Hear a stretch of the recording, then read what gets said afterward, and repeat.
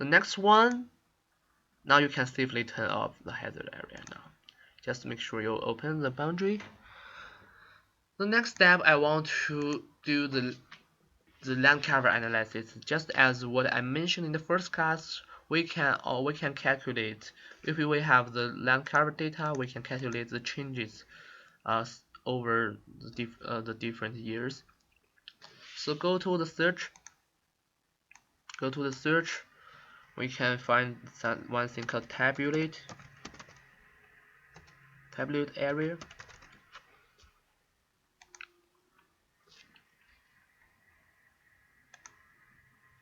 Okay, this function will allow you to calculate the changes of land covers through different years.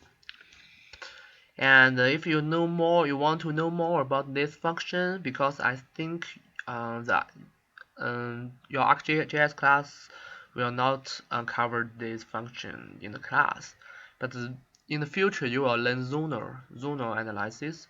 If you go to the tool help, it's always check the tool help if you use something you're not very familiar with. You can check all the explanations here, the information here. It's for me, I think it's a little bit. It's very easy to understand the basic theories behind this, and I will now show you here because I want just give you an impression that how we can use this data.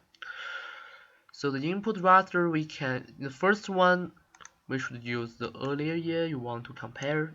For example, if we compare the changes from 2001 to 2006, we should use 2001 as the input layer for the first one, and then we need to use LandCover for the zone field, and the second one we can use 2006, and the class field we use LandCover. Okay, everything looks good, and then we just click OK.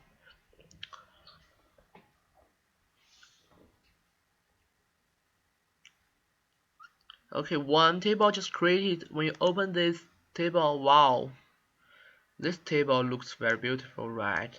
Because it's not like just something we always created in ArcGIS. This is very thoughtful and informative, and we can see there's one called LandCover. So this vertical column shows all the LandCover class in 2001, and those fields, the open water, developed open space, those names shows the LandCover classes in 2006. So how to interpret this matrix? This is a table, but we always call it matrix.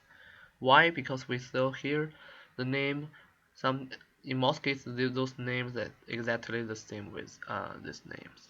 So for example, if we look at this cell, that means those cells in 2001 are open water and will keep as open water in 2006, and this value means those number of cells changed from the open water in 2001 to development open space in 2006, and you can use the same way to interpret each cell here. For example, this one means in 2001 those areas, those number of cells, those areas are developed in open space, but in 2006 those areas changed to the development medium intensity. This analysis is very useful because you can use this one to interpret how one city expand, how one city developed, how one city get bigger, okay, and the speed of the development. So now we just use 2001 and 2006 as one example, and you can also do that for 2006 to 2011 using the same procedure. So I will not show that. Show that here because that use exactly the same function but just using 2006 and 2011. And I already created that for you, I think. So if you go to the output folder in LandCover, you should find one. I don't know why this just shows very different here. Okay, sometimes it's just brings some problem. Okay, so do not worry about this, and I may do that again.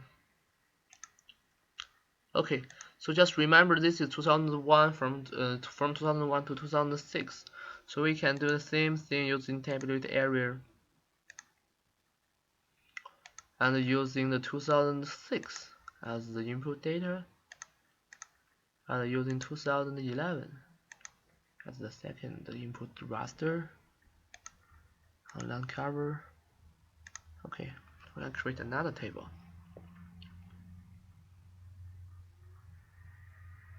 Okay, so this one is showing the changes of the LandCover from 2006 to 2011. We can open these two tables together and to do a case study. I do not want to go through all the cells here, but I just want to look at this one, the bearing line. Using from 2001 to 2006, almost all the cells, I mean, on this row, it shows 0. The 0 means there's kind of no further development from the Barrowland. And you can see here, most of the Barrowland still keep exactly the same Barrowland in 2006 from 2001.